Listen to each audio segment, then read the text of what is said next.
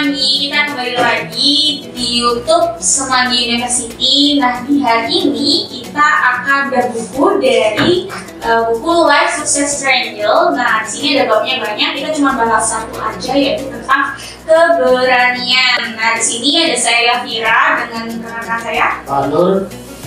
Saya Farid dari Sales Support. Oke, nah untuk itu poin pertama nih, jadi di buku Life Success Triangle milik Eloisa Luku ini ada beberapa tips atau mungkin trik gitu ya untuk hidup sukses. Nah, salah satunya adalah keberanian.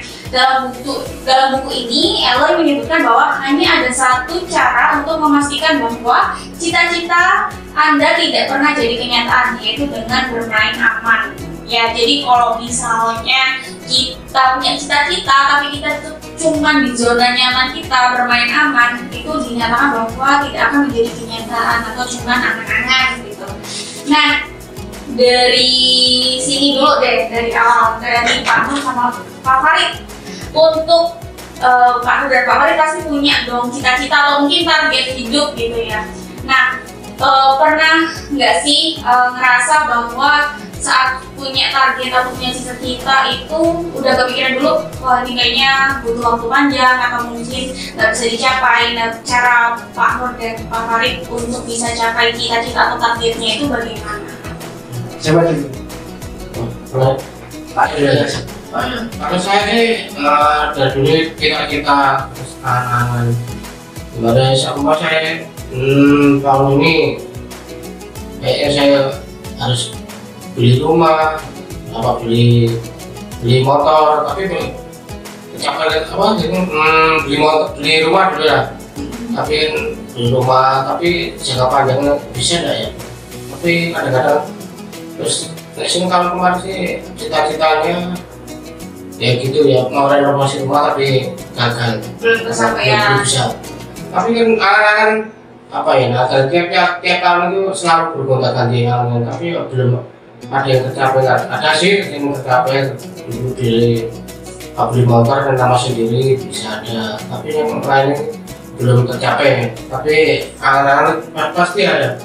Kapan sih saya punya rumah lagi ya beli.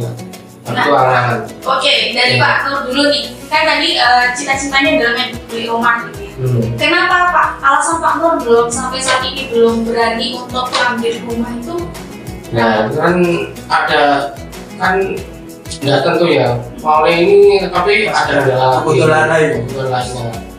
Ini terkadang ini kan kadang ada saudara yang sakit, ada yang sana sakit, jadi uangnya ini jadi untuk lainnya lagi, jadi ini ada lagi ya, diulang lagi kita lagi.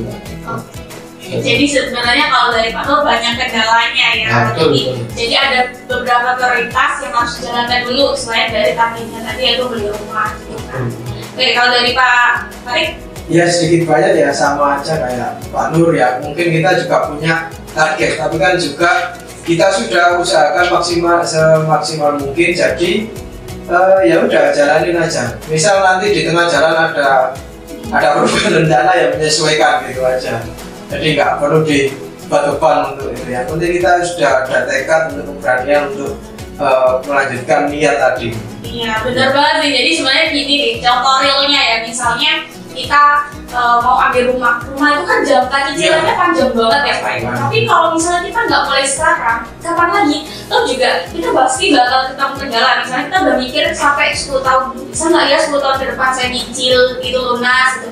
Bisa nggak ya 20 tahun lagi dan lain sebagainya. Jadi sebenarnya keberanian kita yang juga jadi masalah nggak sih, jadi gitu, mau ambil ngambil enggak, karena kita pikir keberanian kita kayaknya belum cukup dia penghasilan segini, kayaknya nggak bisa deh dan sebagainya. Jadi itu yang mengakibatkan kita mikir ulang lagi, gagal lagi, atau mungkin belum tercapai lagi gitu ya. Dan itu sih yang paling sering dialami ya. Padahal sebenarnya di sini juga menyatakan bahwa karena keberanian menanggung risiko selalu menentukan tingkat kesuksesan yang diraih gitu. Jadi kalau misalnya kita benar-benar oke, udah yakin nih bisa, mau nggak mau pasti lunas. Gak kayak Pak Nur kemarin ambil motor cicil atau lunas? itu nyicil tapi nggak berbunga. Tapi berhasil ya Pak ya? Berhasil. Padahal sebenarnya pertamanya kadang agak takut nggak sih Pak? Bisa lunas ya? Kayak ragu, bisa nggak bisa, tapi Bismillah bisa. Iya. Itu sudah berganti 3 kali motor. Sampai 3 kali motor loh gitu. Jadi sebenarnya itu kekuatan pikiran juga ya. Karena juga nggak sih Pak Farid tahu kalau misalnya rezeki itu juga berasal dari pikiran kita juga nggak sih? Iya. Gitu. Jadi kalau misalnya kadang ya omongan doa gitu ya, ada juga kata-kata itu. Jadi sebenarnya ya salah satu hal yang kadang buat kita jadi nggak bisa capai cita-cita kita itu asalnya dari kita sendiri yang nggak berani melangkah gitu. Nah kalau Pak Farid atau Pak Nur ada cara atau mungkin tips dari masing-masing nggak kalau misalnya udah pengen banget, misalnya Pak Nur atau Pak Farid pengen beli HP, udahlah harus tahun ini harus benar-benar beli HP. Nah itu ada nggak cara jidunya biar kurangin rasa gelisah atau rasa takut bakal nggak kebeli gitu? Kalau saya sih ya, kalau dari saya itu ya ngumpet itu apa ya? Ya berhemat, jadi komitmen dulu untuk disiplin, untuk manage. Ya kita sisihkan dari penghasilan kita ya kita harus komitmen sisihkan. Jadi itu anggap aja kalau sudah kita sisihkan itu ya uang hilang gitu aja udah. Jangan dipikir-pikir, oh saya masih punya yang saya sisihkan. Nah itu nanti yang bikin yang kita tuju itu nanti kemungkinan untuk tercapainya itu susah gitu. Jadi kadang ada orang menyisihkan mungkin ada untuk dana darurat, tapi dana darurat itu tiap bulan kepake. Jadi darurat terus jadi nggak bisa tersisihkan terus. Jadi anggap aja lah untuk sudah disisihkan ya udah nggak baca mikir ya. Benar sih. Jadi kalau dari versinya Pak Farid harus disisihkan dulu baru ambil gitu. Iya. Kalau dari Pak Nur? Saya sih tahun ini memang target kemarin mau beli sepeda dan lah. Tapi ternyata kendalanya itu HP hilang. Tapi nggak apa-apa lah. Tapi target ini nggak tahu kamu. Kita hilang kan nggak mau kita minta. Tapi targetnya Agustus ini harus bisa beli sepeda Pak, misalnya. Tapi tadi hilang HP-nya jadi beli lagi. Udah beli 2 kali malah. Mikir nggak Pak kalau pas ngambil HP, kalau beli HP cukup nggak nih uangnya dan akhirnya mau nggak mau beli gitu. Beli terpaksa beli terus dan satu keponakan ini kan saya kasih dan tenang aja, tapi ini lagi niat itu harus bisa nih. Ternyata ya bisa, biarpun kita nyicil tapi cukup kok. Kita sampai beli 2 ya, tapi baru 2 kali.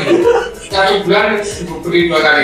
Tapi itu nggak Pak, jadi kalau misalnya pas ngambil itu nggak wah kira-kira gaji besok segini cukup lah untuk nyicil 2 HP ini. Nah itu tak hitung cukup lah kita. Ya katakanlah ya itu hemat. Tapi target ini Agustus harus bisa beli. Oke, pasti bisa. Jadi kalau misalnya sebenarnya keberanian itu nggak asal tanpa pikir panjang sih. Kayak misalnya aku mau beli ini udah ambil aja. Itu juga gegabah ya. Jadi sebenarnya cita-cita kita pun punya target pun kita harus pikirkan gimana caranya bisa tercapai. Nggak harus langsung ada ini langsung beli ya. Itu biasanya kita nyebutnya kayak bonek ya, bodoh nekat gitu, langsung ambil aja, langsung beli, langsung apa gitu. Sebenarnya nekat ya.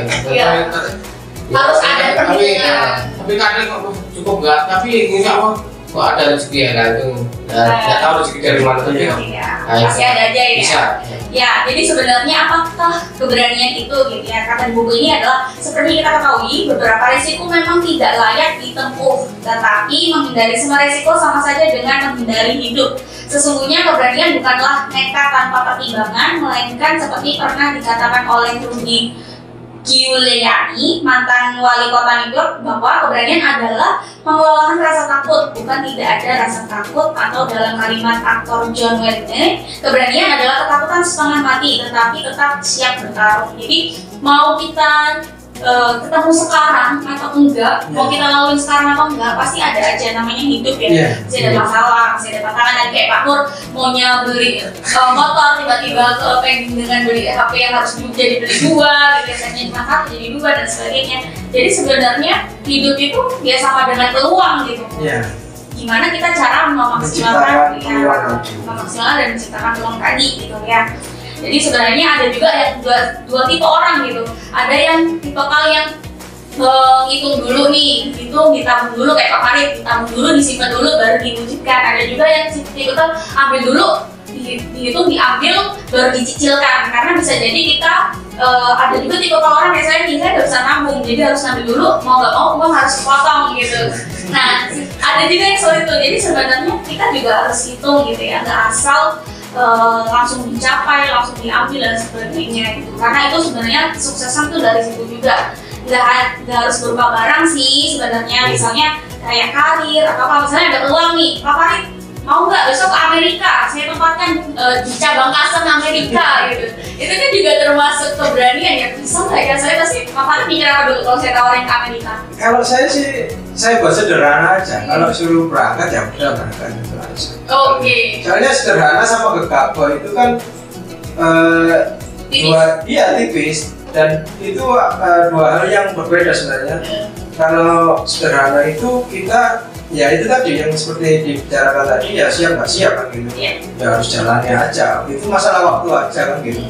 Kalau gabah itu ya apa ya? Apa ya saya?